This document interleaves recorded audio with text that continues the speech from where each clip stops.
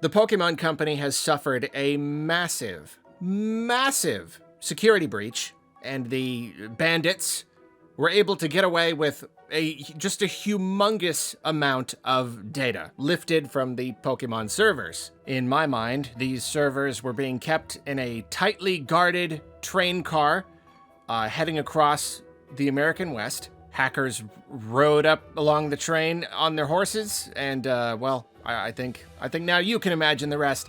But I'm not a tech expert. I don't know much about this. I don't know how accurate that picture is.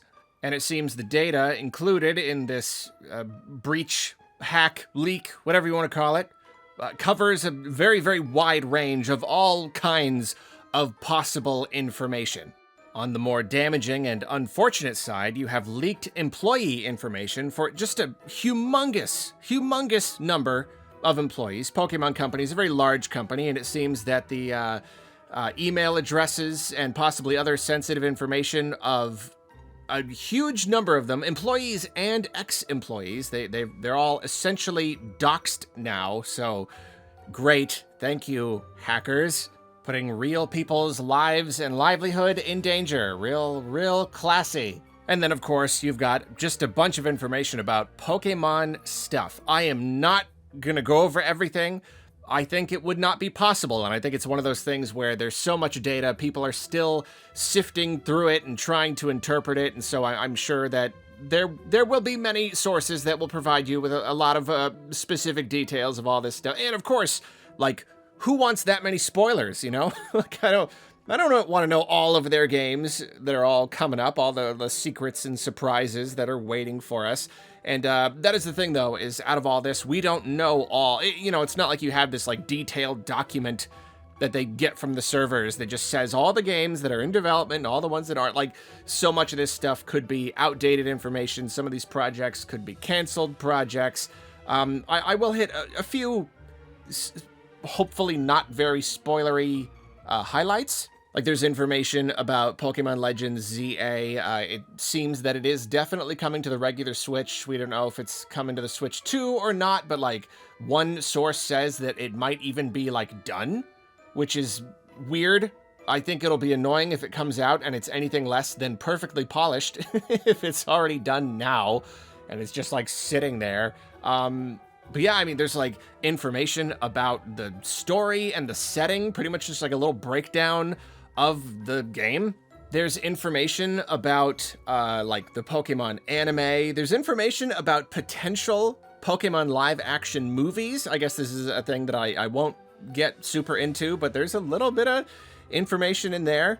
Got me feeling a little bit excited about some potential future live-action movies, so that would be pretty cool. And there is information about Gen 10. Not a lot, mainly just that Gen 10 is being referred to internally as Gaia. Codename Gaia. That's cool. I don't know. Sounds pretty cool. Somebody get Loxton on the phone.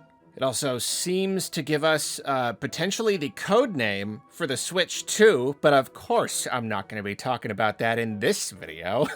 Of course, that gets its own video. For right now, I'm just focusing on Pokemon. And then you've got other little tidbits that are definitely like big ol' grain of salt territory stuff you really can't hinge anything on, because again, just because there's reference to something on a server somewhere, that doesn't necessarily mean it's happening, so I think I will confidently mention them. A couple little things about something about a Pokemon title being worked on in collaboration with another developer, but that could be any kind of spin-off or anything. But then there's also some rumblings of a Pokemon MMO. Is that real? That's not real. Okay, let's just say, okay. Definitely not. I don't think we're ever gonna see a Pokemon MMO. I think it would be really cool. They should. They definitely should. I don't know if they ever will, but at the very least, there is some information here in this leak about some sort of Pokemon MMO kind of thing, I suppose. But again, I don't even want the spoilers, so I'm not looking super duper deep into this stuff. And in fact, read 3-5 different articles about this, and each of them will point out a few different little tidbits. There are like highlights, but pretty much everywhere I look, I'm seeing more just unique little individual bits. People are still pulling all this stuff apart. Then apparently there's like source code for multiple games. It seems some of the DS titles, people have found source code for those. They just have them now. That's just out there. The source code for some Pokemon games. Okay. And then a bunch of like beta art, which is really, or would you call it alpha designs, whatever, early designs of Pokemon. And I have only seen a few pop up. But I gotta tell you, there's some cool stuff in here. There's some really awesome designs. It's one of those things, you see this a lot, especially with Nintendo, where it's like, these games have a certain style, and they usually end up being kind of colorful and kind of fitting the style, but like, there's always concept art that goes a little bit weirder and a little bit deeper, you know? We got this a lot with like the concept art from like canceled or never greenlit like Retro Studios projects, and I look at this art and it's always so frustrating because it's the same thing here. There's some of these designs, some of these visual styles are so cool, and I know that they really can't quite work in an actual Pokemon game, but but it's really cool, just like early versions of some Pokemon.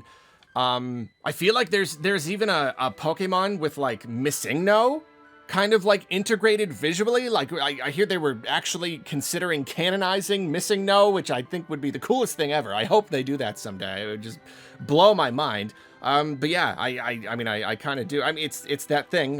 We always mention it. These kinds of leaks are bad, very bad. You know, don't do them.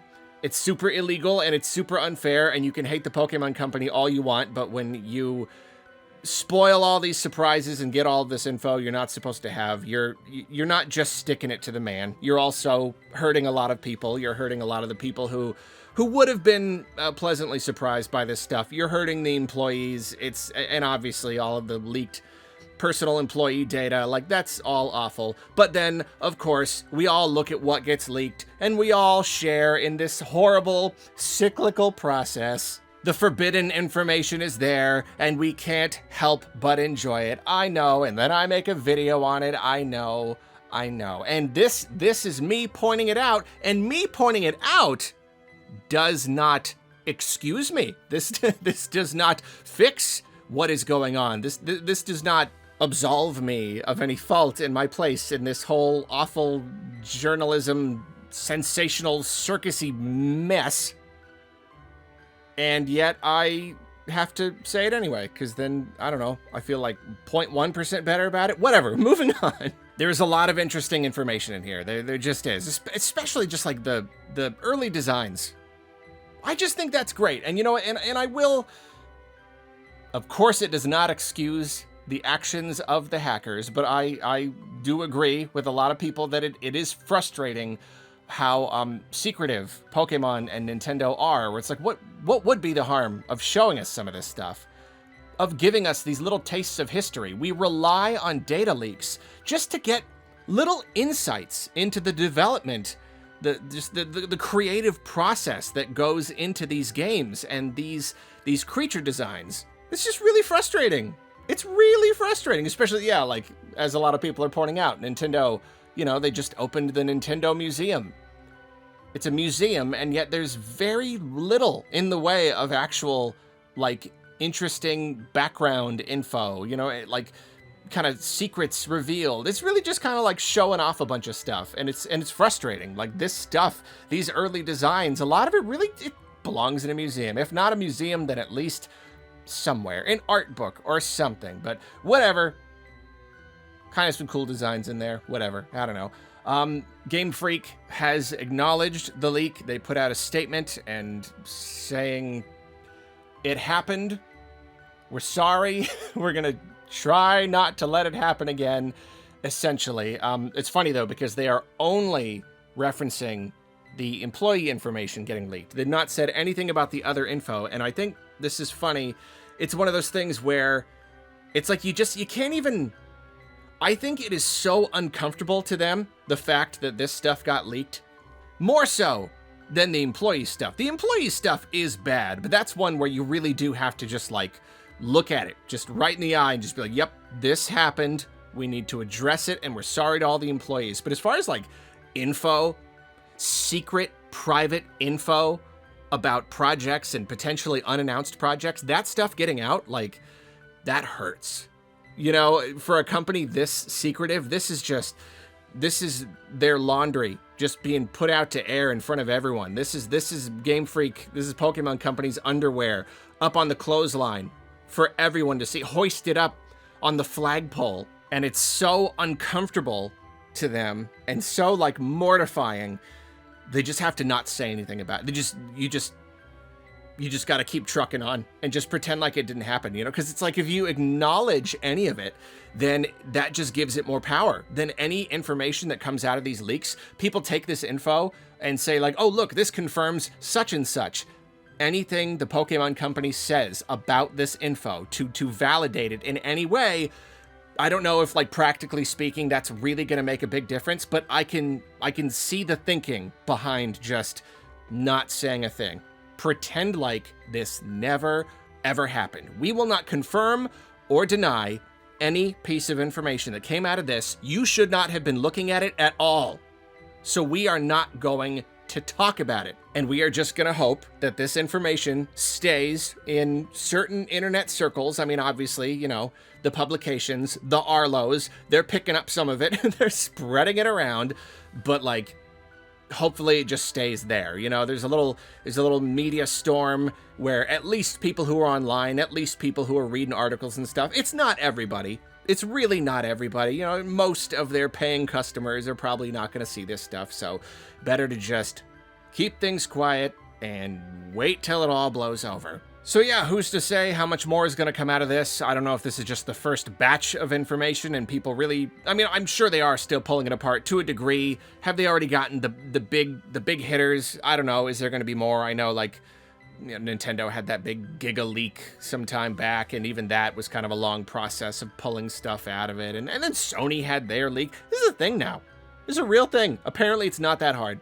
Apparently it is not that hard to hack into the servers of these big multi-billion-dollar corporations. It boggles the mind. But yeah, hackers, shame on you. Shame on you. Now, if you'll excuse me, I'm gonna make a thumbnail and edit and upload this video.